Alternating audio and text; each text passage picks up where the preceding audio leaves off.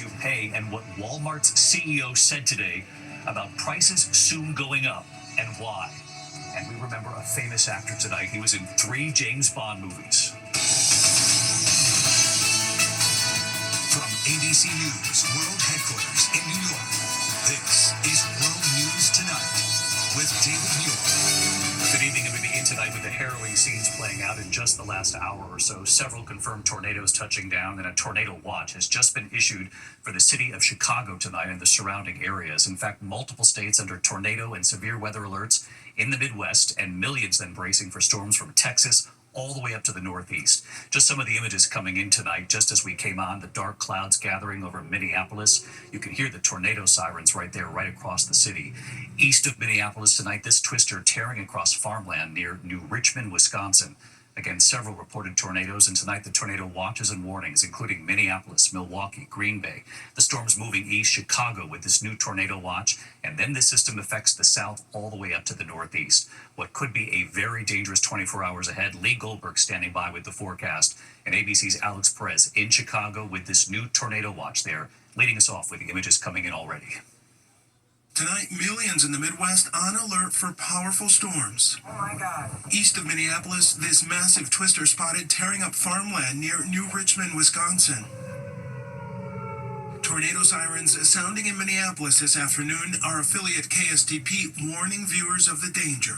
This is the core metro now under a tornado warning, the most populous county that we have in Minnesota. Storm chasers from the station out on the roads tracking the storms. If there was going to be a tornado in this area, it'd be on the far left, kind of by where that building is. 60 million on alert, the same system spawning this landspout tornado near North Platte, Nebraska overnight.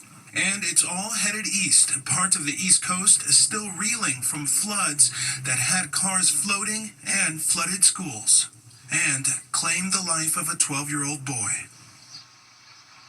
And David, there are tornado watches across the region, including right here in the Chicago area through the evening. Chicago officials taking no chances, delaying the start of tonight's Beyonce concert until it's safe. David? Yeah, everyone's going to take these watches seriously. Alex, thank you. Leading us off here, Chief Meteorologist Lee Goldberg at our New York station here, WABC, tracking it all for us. Hi, Lee.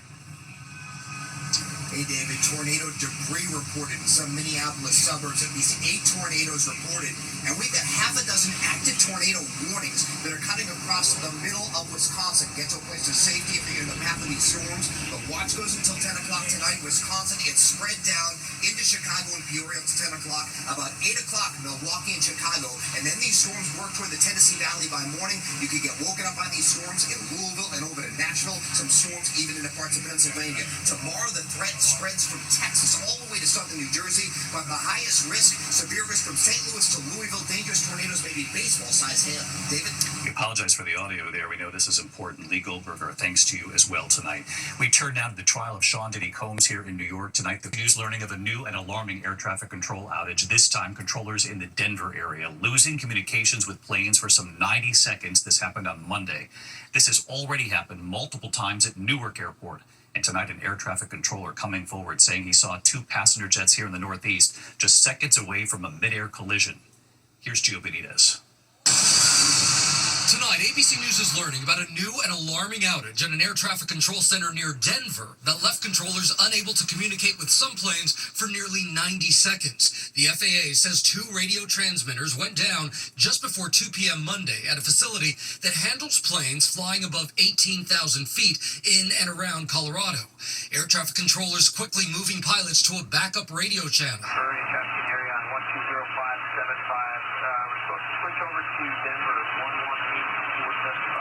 What we have here really is radio failure that we've seen many times before. We're going to see it again until we change things around. But it was a very orderly procedure in terms of backing it up. This all comes after a series of tech issues at Newark's Liberty Airport, a system-wide outage back on April 28th at a Philadelphia facility, causing air traffic controllers to lose radar and communications with planes packed with passengers for up to 90 seconds. And tonight, a controller at that facility now coming forward, recounting the moment on May 4th when he saw 2 two planes just seconds from colliding midair.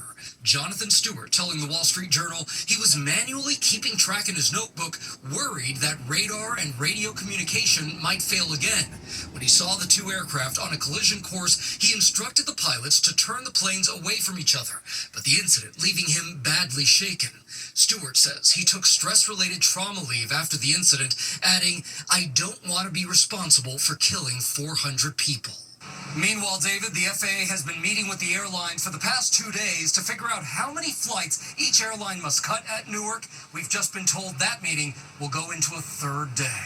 David. All right, Gio Benitez with us tonight. Gio, thank you. Now to the chilling case unfolding in Camden County, New Jersey. Police say a teenage daughter escaping her parents, they say held captive for 7 years. Authorities say she was kept in a dog crate. She escaped running to a neighbor who said they hadn't seen her in years. Here's our Chief Justice correspondent, Pierre Thomas. Tonight, police say this was a house of horrors for an 18-year-old daughter allegedly held captive by her mother and stepfather for 7 years. Her parents accused of keeping her in a dog crate. That's absurd. Why would you keep a child in a dog cage? Police say the parents also padlocked the child in a bathroom, beat her repeatedly, and chained her like a slave. She escaped and made her way to a neighbor who spoke to our ABC station, WPVI. She definitely had scars on her wrist from, I think, being chained up. That neighbor hadn't seen the victim in 11 years. Tonight, the young woman's mother, Brenda Spencer, and her stepfather, Brandon Mosley, facing kidnapping charges. Mosley also facing charges for allegedly sexually abusing the young woman. To me, this is the most abhorrent, heinous crime anyone could commit. David, police say the nightmare began when the young lady was removed from school in only the 6th grade. Another 13-year-old child was also living in the home.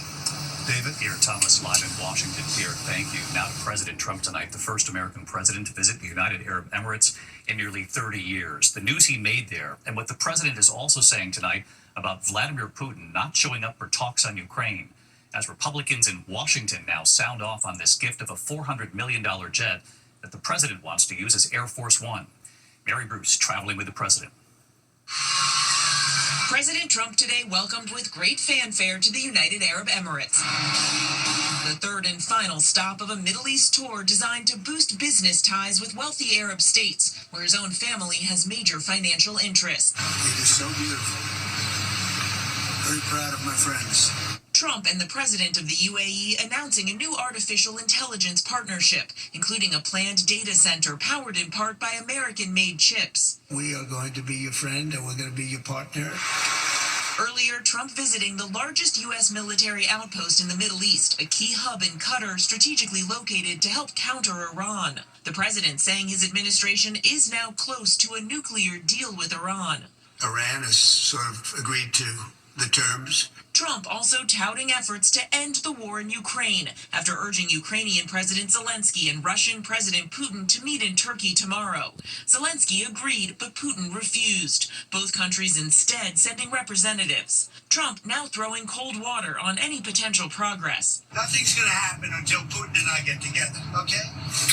Qatar, like all the countries Trump is visiting on this tour, has business ties with the Trump Organization, now run by the president's sons. Eric Trump last month inking plans for an exclusive Trump golf resort.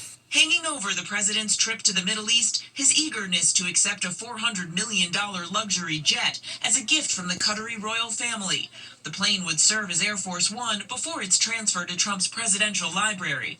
But tonight, even some of the president's close allies are raising objections. Qatar, supports Hamas. Okay, actually, the Hamas leaders live in Qatar. I trust Qatar like I trust a rest stop bathroom.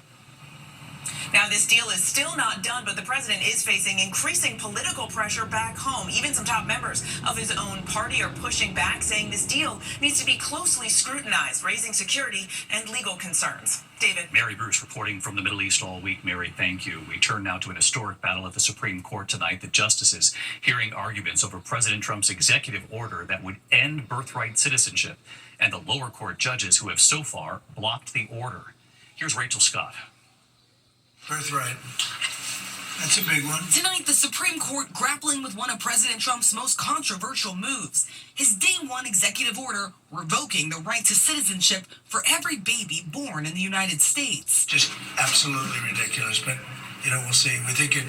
We have very good grounds. Federal judges in 3 states have ruled the ban on birthright citizenship violates the Constitution's 14th Amendment, issuing nationwide injunctions, blocking it from going into effect. The administration today arguing those nationwide injunctions are judicial overreach. We have the government racing from jurisdiction to jurisdiction, having to sort of clear the table in order to implement a new policy. Justice Samuel Alito sounding sympathetic. The practical problem is that there are 680 district court judges, and they are dedicated and they are scholarly, and I'm not impugning their motives in any way, but sometimes they're wrong. But Justice Elena Kagan says the ban on birthright citizenship is different because all the courts seem to agree the ban is unconstitutional. This case is very different from a lot of our nationwide injunction cases in which many of us have expressed frustration at the way district courts are doing their business. Under questioning from Justice Brett Kavanaugh, the lawyer for the Justice Department, conceding the administration has not fully determined how the ban would work.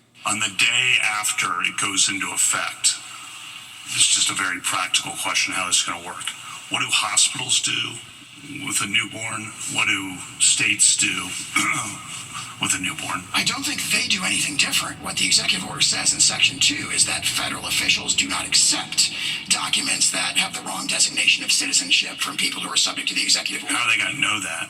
The states can continue to, the federal officials will have to figure that out. Is that how? And Justice Sonia Sotomayor noting the High Court has repeatedly reaffirmed the right to citizenship for every child born in this country. So as far as I see it, this order violates 4 Supreme Court precedents.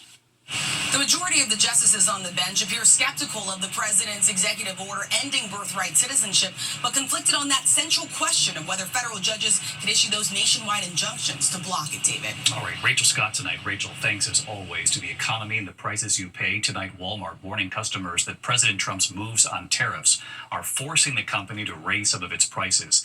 The CEO saying even though the president raised and then reduced tariffs on China for now, the impact will be felt regardless. We will do our best to keep our prices as low as possible. But given the magnitude of the tariffs, even at the reduced levels announced this week, we aren't able to absorb all the pressure given the reality of narrow retail margins. We're positioned to manage the cost pressure from tariffs as well or better than anyone. But even at the reduced levels, the higher tariffs will result in higher prices. Prices at Walmart are expected to go up later this month. When we come back here tonight, the news coming in, we have learned a 2-year-old boy has survived a 15-story fall from a balcony. How the toddler survived this. And then look at this tonight, the alarming scene on a golf course. A 70-year-old golfer hit by an SUV tearing across the course. We've learned more about his condition here in just a moment. Did you know Being seen in Silver Spring, Maryland, a toddler has survived a 15-story fall from an apartment building. First responders believe the 2-year-old boy fell from a balcony and survived by landing on the bushes below. Authorities are now investigating the fall. Again, the boy is expected to survive this. An alarming scene on the golf course in Chicago. Police say a 70-year-old golfer was struck by an SUV racing across the Billy Caldwell golf course. An employee in a silver sedan chasing the SUV, stopping the driver. The suspect arrested by police. The victim remains in intensive care tonight. When we come back, remembering a famous actor who was in many Bond movies. There are days I feel stuck in. We learned today that actor Joe Don Baker has died. In the original Walking Tall, he also appeared in 3 James Bond movies, the remake of Cape Fear along with Fletch and The Natural. His family tonight calling him a beacon of kindness and generosity. Joe Don Baker was 89. When we come back here tonight, the school year nearing an end, and the children tonight determined that we celebrate the quiet heroes too. Good Morning exclusive tomorrow live on Good Morning America. Finally tonight here, America Strong, with the school year ending, from the custodians to the bus drivers, the school children who say they got us here too. At Cannons Elementary School in Spartanburg, South Carolina, they are cheering for their beloved custodian, Mr. Punzel Fernandez. Mr. Fernandez started working at the school back in 1987, nearly 40 years ago. So for his 80th birthday, the students, the teachers, they all wanted to celebrate him, lining the elementary school hallways and surprising him. singing happy birthday to Mr. Fernandez. And right here tonight, Hi, David. that proud custodian. They touched me, touched my heart. I love everyone. They show me they love me too. And joining us too, Hey, David. the school principal, Mrs. Elizabeth Phillips. He makes sure that we have what we need all of the time. He loves the children, he loves the staff, and we all love him. And from celebrating that custodian to celebrating a bus driver in Bradford, Tennessee, north of Memphis. This video being shared, viewed by millions. 6-year-old Mally Courtney inviting her school bus driver to her kindergarten graduation party. She loves that bus driver, and Mally's Aunt Holly capturing the moment.